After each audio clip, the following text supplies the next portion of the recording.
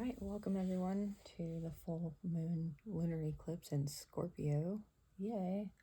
You can't see it in North America, but we're currently right up in the middle of its energies, so if you're feeling a little bit weird, like I am, Scorpio or not, I figured we could do a reading with the inner child cards, so I've cleared the space with some sage. Cleared the cards, and yeah, we're just gonna go ahead and pull a few. So this deck is called the Inner Child cards. I've had them for a long time, since I was like, I think 14. So this is like a 20-year-old deck of cards. Lots of energy in here. Just focus on what it is you'd like to let go of, what it is that you'd like to bring in. If you don't know what those are, just try to allow yourself to open up to that space a little bit and get in tune with a part of you. If you know, wherever, like happier, what did that emotion feel like?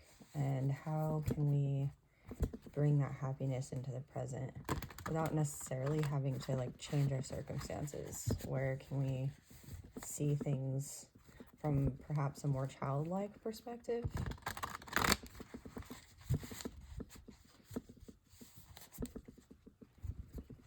All right.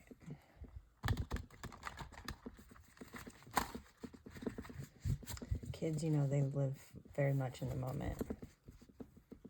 And their emotions come and go, but I think I remember as a kid at least acknowledging my emotions a lot more frequently. So where can you focus more, or where can you live in the moment more?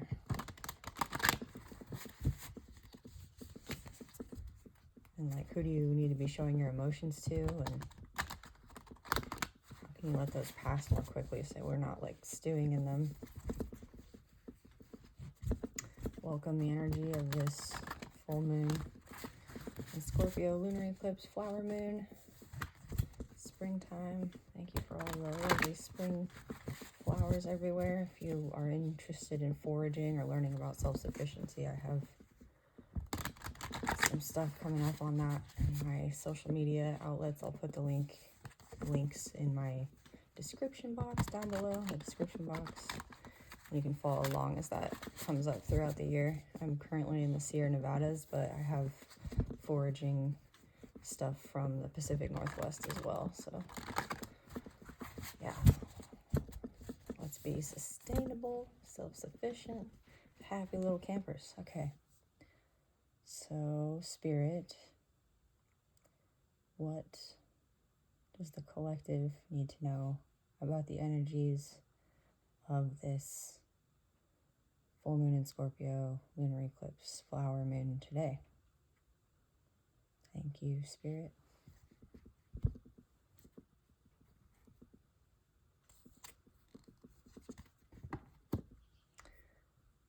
We have the Guardian of Wands. This is ruled by Archangel Raphael, the healer. We have a green butterfly here representing transformation, particularly of the way that in this inner child card, the way that we're comforted by the earth, and the earth as mother specifically. If you can tell here, Raphael is looking over the earth. He has green wings and this laurel wreath, so one of victory. And this card, always when it comes out for me, it represents just taking action alongside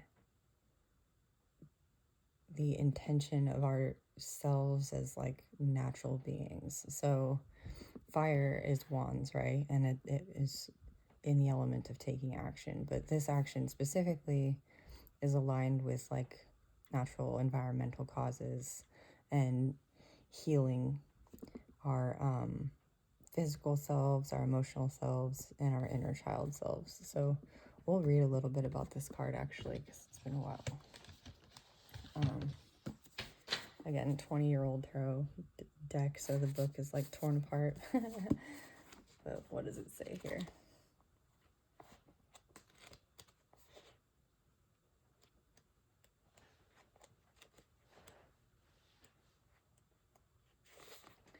Raphael. In the mysterious and magical realm of spiritual life, there are said to be 9 levels of immortal beings who encircle the Creator and offer guidance and protection to humanity in the many worlds of nature. The ancient names for these beings are seraphim, cherubim, thrones, dominions, virtues, powers, principalities, archangels, and angels. The 4 archangels are Raphael, Michael, Gabriel, and Uriel. Raphael, pictured on this card, is the archangel of providence who watches over humanity and offers direction and care to each struggling soul on earth. When you need nurturance and protection, a guardian angel under the auspices of Raphael will comfort you.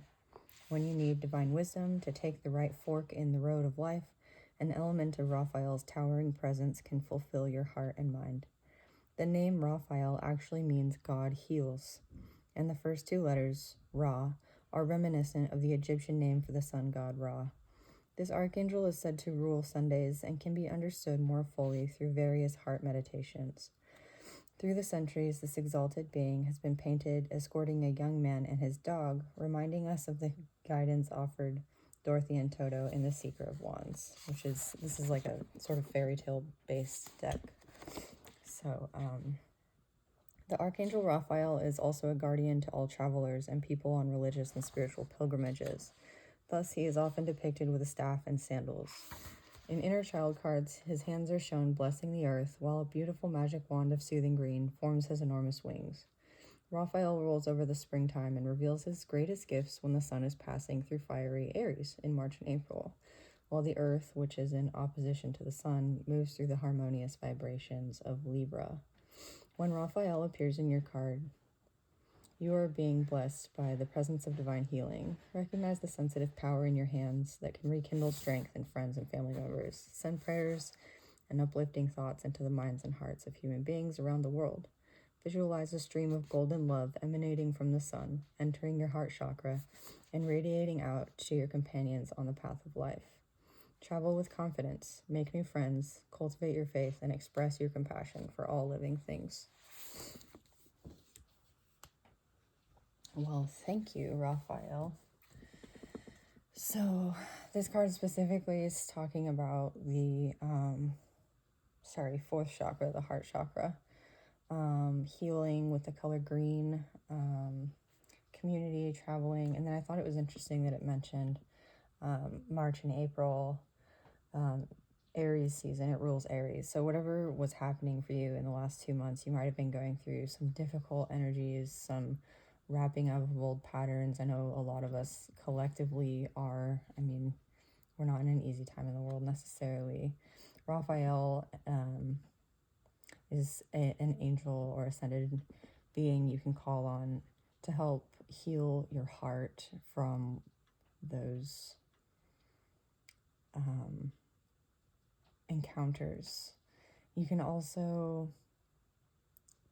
call on Raphael to help you communicate and connect with people around you who are like-minded. I don't know about you guys and gals, or people rather, but I had to let go of like a lot of people and things and thought patterns, and we've just been shedding like the old. And this card is asking you to have a childlike perspective in terms of community, in terms of understanding like we're all people on the planet together and we have one planet.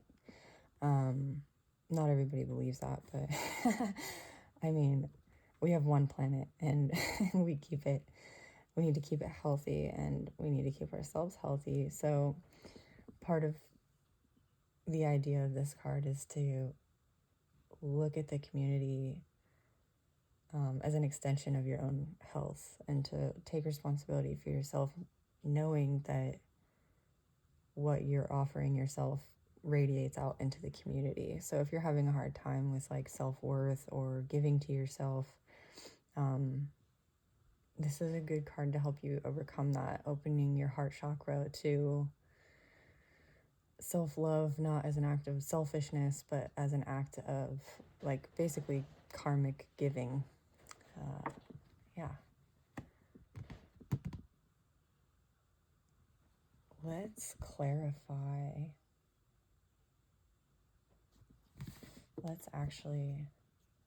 We're going to use the Dreams of Gaia tarot and just get a little bit of guidance on like how to achieve this in a more material sense, because this card is very much talking about the spiritual, the inner child.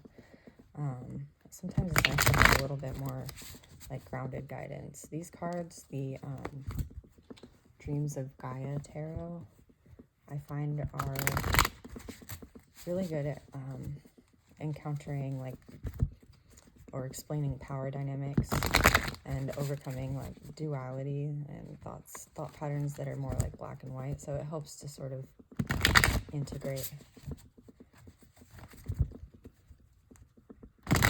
with these cards.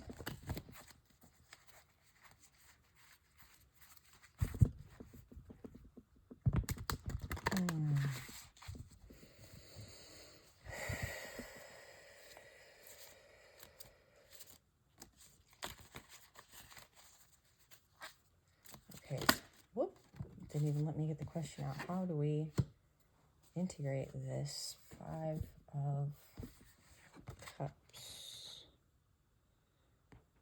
emotions? So I'm going to read from the book.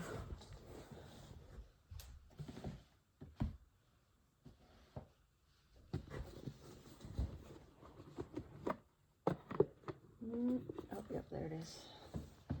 All right, I'm going to read from the book for this one as well, if you want to take a look. I really like the artwork on these cards.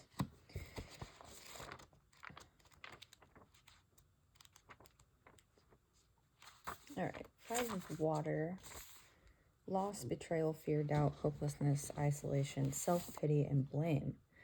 Yeah, okay, so feeling alone, isolated, without hope, consumed by fears and doubts, the trapped in the moment, feeling angry and betrayed, mourn your loss, playing victim. The Five of Water represents feelings of fear, doubt, and hopelessness that can cloud our minds and hearts and give rise to confusion, misunderstanding, and anger. These emotions are often born out of our own pain or insecurities and can cloud our ability to see the love that surrounds us. Okay, so the Five of Water symbolizes the need to allow yourself to work through your grief and to take as much time as you need. Allow the emotions to flow and flow along with them, but not to the extent that they threaten to overwhelm you or have you lashing out at others. You need to remember that you have people around you who love you. Look up. While you may feel alone, you are not. There are people around you who have also experienced loss. They know, they understand. Allow them to be there for you in your time of need. Yeah, so this card shows this mermaid who is focused on her tears, her grief, her inner self, which, you know, there's always a time for mourning in that way. But she has these fish around her and these like rays of light coming down to encourage her to get out of her head, to open up, to basically let that pain that's wounded her heart, like open it. Sometimes we forget that we have the ability to feel intensely until we're, you know, intensely wounded. And that doesn't necessarily have to be a repetitive pattern. I think if we can learn like to view the injuries that are suffered, like emotionally,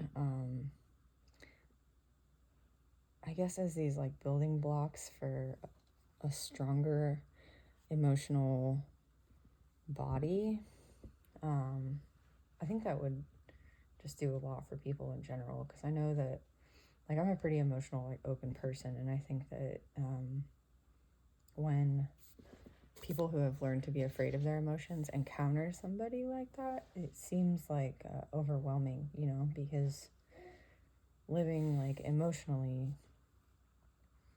for people who are living like primarily in their minds, it feels and seems overwhelming. So